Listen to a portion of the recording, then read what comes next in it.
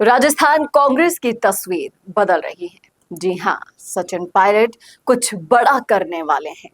अपने पुराने लोग जिनसे उनकी खींचतान हो गई थी, अब गिले शिकवे दूर कर रहे हैं और अपनी राजनीतिक जमीन मजबूत कर रहे हैं।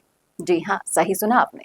पहले दानिश अबरार और अब प्रताप सिंह खाचरियावास, दोनों के साथ वो अपने गिले शिकवे दूर कर रहे हैं और सचिन पायलट का ये राजनीतिक स्टैंड सुर्खियों का विषय बन गया है। अब क्या है इसके पीछे की राजनीतिक वजह, बताएंगे आपको सब कुछ डिटेल में इस वीडियो में, इसलिए बने रहेगा आखिर तक मेरे साथ। नमस्कार, मैं हूं चेतना शर्मा, आप देखना शुरू कर चुके हैं संवाद। तो सबसे बड़ी वजह है सचिन पायलट के साथ अबरार और प्रताप सिंह खाचरियावास के बीच की पूर्व की अदावत। 2020 में रिजॉर्ट पॉलिटिक्स तो देखी ही थी आपने। उस समय पायलट के साथ अबरार और खाचरियावास के बीच की दूरियां काफी बढ़ गई थी और इसका असर इन नेताओं के राजनीतिक करियर पर भी देखने को मिला था। अबरार और खाचरियावास चुनाव तो हार गए और पायलट भी राजस्थान की सियासत से दूर हो गए थे इस घटनाक्रम के बाद। लेकिन अब जिस तरह से पायलट इन नेताओं के साथ घुल मिल रहे हैं, उससे चर्चा शुरू हो गई है कि आखिर पायलट अपने पुराने करीबियों के साथ फिर से मेल मिलाप क्यों बढ़ा रहे हैं। तो आपको बता दूं कि जिस तरीके से इनके मेल मिलाप देखा गया हाल ही में दानिश अबरार के साथ सवाई माधोपुर के बोली में राजेश पायलट की प्रतिमा स्थापना कार्यक्रम में सचिन पायलट को साथ में देखा गया और अबरार ने वहां पर सचिन पायलट जिंदाबाद के नारे भी लगाए और दोनों के बीच की दूरियां खत्म होती हुई नजर आई। और पायलट ने भी यही कहा था कि अब हमारे बीच में ऐसा कुछ नहीं है, सब कुछ सॉल्व हो गया है। अबरार को पायलट का करीबी नेता माना जाता था, लेकिन 2020 के रिजॉर्ट पॉलिटिक्स के बाद दोनों के बीच दूरियां आ गई थी।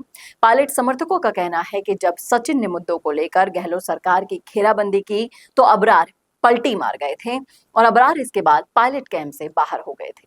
2023 के विधानसभा चुनाव में अबरार को सवाई माधोपुर से टिकट तो जरूर मिला, लेकिन पायलट ने उनके समर्थन में कोई भी रैली नहीं की। अबरार पायलट से सभा कराने के लिए दिल्ली से लेकर जयपुर तक सिर्फ घूमते ही रह गए और इन दूरियों का असर अबरार के चुनावी परिणाम पर भी दिखा।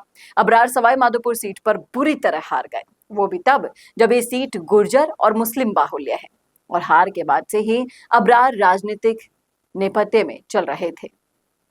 अब खाचरियावास से उनका मिलना जुलना हुआ, उसके बाद जिस तरीके से वो खाचरियावास की मां से मिलने अस्पताल पहुंचे, उसको लेकर एक सोशल मीडिया पोस्ट भी वायरल हो रही है। और आपको बता दूं कि 2020 से पहले खाचरियावास की गिनती पायलट के भरोसेमंद नेता के रूप में होती थी, लेकिन 2018 में जब राजस्थान में सरकार आई तो खाचरियावास को पायलट कोटे से ही मंत्री भी बनाया गया था।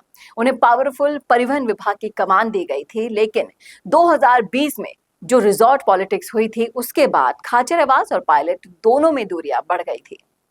अब जिस तरीके से 2023 के चुनाव हुए उसमें खाचरियावास सिविल लाइंस सीट से मैदान में उतरे, लेकिन उन्हें जीत तो नहीं मिली और 2024 में कांग्रेस ने जयपुर लोकसभा सीट से उन्हें टिकट भी दिया, इसमें भी वो हार गए और लगातार ऐसा होने के कारण खाचरियावास अब साइड लाइन में चल रहे थे। अब जो सबसे बड़ा सवाल यहाँ खड़ा होता है कि कौन सा ऐसा समीकरण है जो पायलट अब फिट करने की कोशिश कर रहे हैं। आपको बता दूं कि सचिन पायलट और गोविंद सिंह डोटासरा दोनों अध्यक्ष पद की रेस में हैं। हाल ही में एक वीडियो भी वायरल हुआ था जब अब पता नहीं कौन किसकी कुर्सी पर बैठने वाला है डायलॉग बहुत वायरल हुआ था। पायलट ने यह कहा था, हालांकि हंसी मजाक का था, लेकिन इसके सियासी मायने हजारों तरीके से निकाले गए और एक समीकरण ढूंढने की कोशिश भी की है। पायलट जिस तरह से हाल ही में कांग्रेस के राष्ट्रीय महासचिव भी हैं, उनके पास छत्तीसगढ़ का प्रभार भी है, लेकिन वो कई बार राजस्थान की ही राजनीति करने की बात कह चुके हैं और कहा जा रहा है कि पायलट की नजर प्रदेश अध्यक्ष की कुर्सी पर भी है, लेकिन डोटासरा उनके लिए सबसे बड़ी चुनौती बने हुए हैं। राजस्थान में अब तक खुले तौर पर कांग्रेस के भीतर दो ही गुट हुआ करते थे, एक अशोक गहलोत का और दूसरा सचिन पायलट का। लेकिन लोकसभा चुनाव के बाद प्रदेश अध्यक्ष गोविंद सिंह डोटासरा मजबूत हो चुके हैं और गहलोत आउट हो चुके हैं। आने वाले वक्त में अगर वे कुर्सी पर और जम गए तो उन्हें साइड करना आसान नहीं होगा। इसके दो कारण हैं। पहला, गोविंद सिंह डोटासरा जाट समुदाय से आते हैं और इसकी आबादी राजस्थान में करीब 10% है, जो सचिन पायलट के गुर्जर समुदाय के आबादी के करीब दोगुनी है। डोटासरा जाटों के गढ़ शेखावटी में काफी लोकप्रिय चेहरा भी हैं, आक्रामक हैं और दूसरा यह है कि गोविंद सिंह डोटासरा को अशोक गहलोत का भी साथ है। 2020 में अशोक गहलोत के ही कहने पर हाईकमान ने डोटासरा को अध्यक्ष की कुर्सी दी थी। डोटासरा उस वक्त गहलोत सरकार में मंत्री थे। तो ये सारे पक्ष डोटासरा की झोली में जाते हैं। अब किस तरीके से पायलट इनको साइडलाइन करेंगे और अध्यक्ष पद की जो कुर्सी है उसकी रेस में आगे निकलेंगे, ये तो आने वाला वक्त बताएगा। लेकिन इस मुद्दे पर आपकी क्या राय है, आपका क्या सोचना है, कमेंट करके जरूर बताइएगा कमेंट बॉक्स में। क्या गहलोत गुट और पायलट गुट की जो लड़ाई अब खत्म हो गई है वो डोटासरा गुट और पायलट गुट में होगी? ये बहुत बड़ा सवाल मैं यहाँ पर छोड़कर जा रही हूँ। इस सवाल पर आप क्या सोचते हैं, जरूर रखिएगा अपनी राय। कैसा लगा वीडियो बताना ना भूलिएगा, और ऐसे और वीडियोस के लिए देखते रहिए राजस्थान संवाद। नमस्कार। I will be the vibrant spokesperson bringing your message to life. Hello and welcome to my gig. I can be your first go-to spokesperson for all kind of promotional videos and I'm thrilled to be your voice. I can be your storyteller or your brand face that brings your message to life. With a background in acting and modeling, I can play different roles or take up any character that syncs with your requirement and bring authenticity to your video.